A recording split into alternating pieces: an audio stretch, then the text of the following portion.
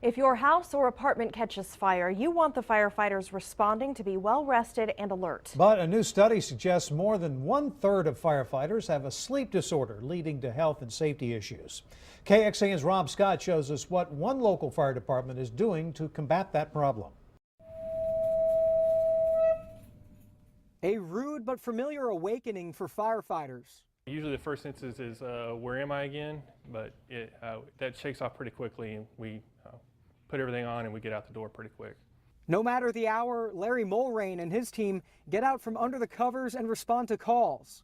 That inconsistency carries over outside the station as well. We so often get up in the middle of the night, and it transfers over when we get home that it shakes you out of your sleep patterns. Those sleep patterns are being analyzed in a study with UT. Cedar Park firefighters have been sharing their habits with researchers now for about 2 years. When the study began, it wasn't focusing on sleep, but instead what firefighters were cooking up for their diet. Initially a look into health and wellness as a whole, one thing kept coming up. The firefighters actually brought up how sleep could be an issue that could affect their wellness and fitness. So the study was expanded to include that. The study is ongoing, and for firefighters, so is the effort to adjust. You just adapt to it. We know that coming into the job of what it's going to be like.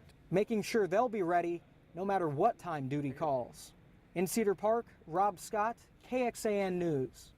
And Cedar Park Fire also replaced the speakers and lights in their bedrooms with ones that give gradual, not sudden alarms. And the chief says each firefighter's schedule is looked at very closely and changes are prepared for ahead of time. One alarming aspect of this study is the link between sleep problems and firefighter deaths.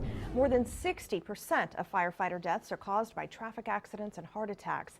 The study found firefighters with sleep disorders are twice as likely to get into a crash compared to their well-rested peers.